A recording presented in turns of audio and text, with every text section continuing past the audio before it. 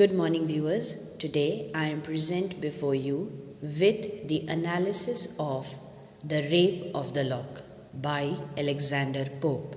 In today's podcast, while analyzing this poem, I will be chiefly talking about the theme and form used by Pope for this particular mock epic.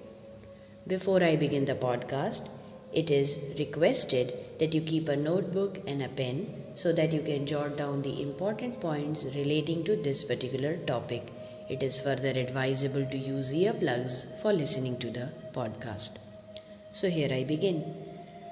The Rape of the Lock is a humorous indictment of the vanities and idleness of 18th century high society.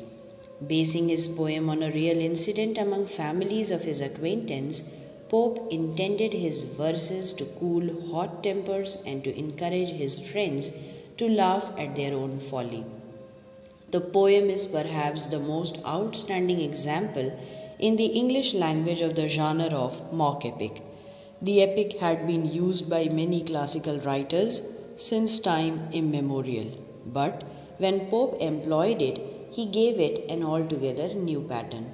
The strategy in writing this and choosing this style was not to mock at the epic form, but to mock at Augustan society, which failed to rise to epic standards, exposing the pettiness by casting it against the grandness and grandeur of traditional epic subjects. Pope was trying to expose the follies and absurdities of higher classes. The mock heroic treatment underscores the ridiculousness of a society in which values have lost all proportion and the trivial is handled with gravity and solemnity. The mock epic resembles the epic in that its central concerns are serious and often moral. But the fact that the approach must now be satirical rather than earnest is symptomatic of how far the culture has fallen. The use of the mock epic genre is intricate and exhaustive.